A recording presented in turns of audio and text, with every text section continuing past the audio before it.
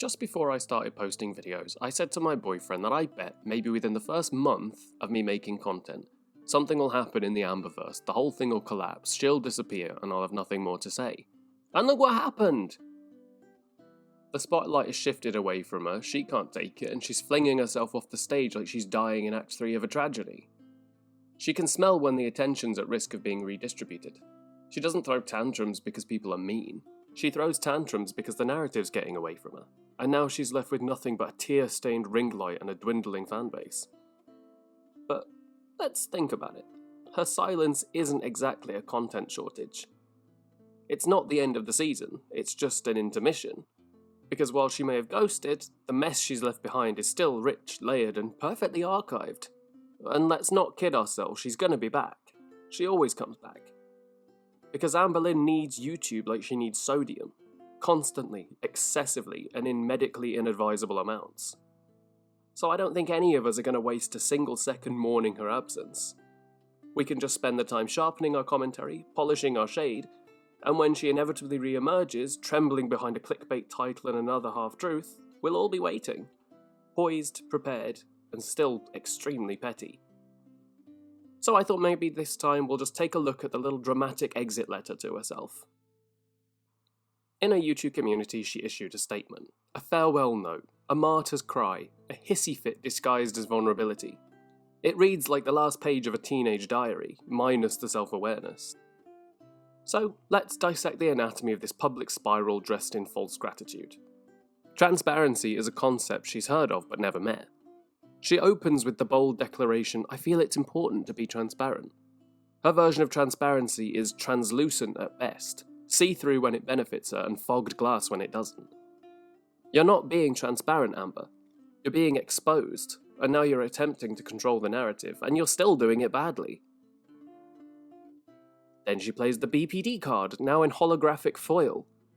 I'm human and have BPD. She plays it like a get-out-of-accountability-free card. But tragically, this isn't Monopoly, it's real life. She invokes her diagnosis as a shield while simultaneously weaponizing it against anyone who dares to call her out for her behavior. I was shitty, she says, but in the same breath insists, imagine if it were you. I did imagine. And in that scenario, I logged off, went to therapy instead of launching another live stream. Then there's the villain monologue, now with 75% less self-awareness. The fact that I'm being attacked and misunderstood by thousands. No, Amber, you are being understood. Painfully. Clearly. The issue is that you don't like the version of you that people are finally seeing. You've spent over a decade polishing a false image, harmless, misunderstood. But now that people are questioning your own messages and watching the mask slip in real time, suddenly you're a shell of a person. A shell? Amber, the shell is all you've ever shown. It's the rot underneath that we're now seeing in the light. And then there's the Beck blame game. She was never all good. Yes, Amber, and you were never all honest. You now accuse Beck of threatening you into silence, an odd claim from someone who's filmed and uploaded every grievance she's ever had with anyone, including her pets. If there were any truth to this narrative, you'd have dropped the receipts faster than you dropped diets. Instead, you vaguely allude to complexity and grey areas, hoping your audience fills in the blanks with sympathy instead of scrutiny. But we're not filling them in. We're reading between the lines, and the story's all too familiar. So now she's stepping back. Not out of reflection, not out of growth, but out of damage control. This is the I'm taking a break that always precedes the return video titled Why I Left YouTube, T receipts crying emoji. She thanks those who know how to be nuanced, translation, anyone still defending her despite everything. She mistakes denial for depth and delusion for discernment. She signs off with love Amberlynn as if this were a handwritten note passed in a class. It's not love, Amber, it's exhaustion. And we're not sad to see you go. We're just disappointed that we know you'll be back. This isn't healing, it's not honesty. It's a PR crisis managed by a woman who thinks accountability means writing it down next to an Amazon haul. You're not being silenced. You're finally being heard for who you are, without the filter, edits, or excuses. So take your break. Goodbye, take all the time you need. And then, maybe take a little more. It's all textbook narcissist reframing. Amber could teach a masterclass if only she could finish a syllabus without rage quitting halfway through and blaming the students. This monologue is a shining example of what we call the victim-villain inversion.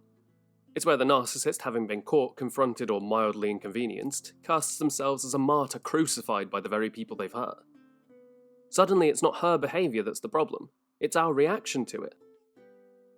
And Beck? Well, Beck has to now become the new public enemy because they had the audacity to speak on it.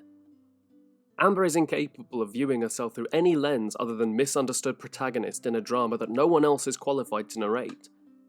Any attempt to hold her accountable is immediately reframed as an attack, any consequence is harassment, and any former ally becomes a liar with an agenda. And what's even more insulting is her gall to weaponize BPD as a deflector shield, as if those of us who actually have it must now endure her making our disorder look like a manipulator's hall pass. I have to be clear.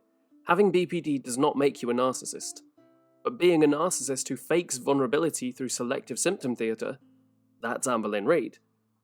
Unlike all true narcissists, she'll stay gone just long enough to test if people miss her, then she'll creep back in, wide-eyed and damp-lashed, acting as if she's been reborn in a puddle of healing.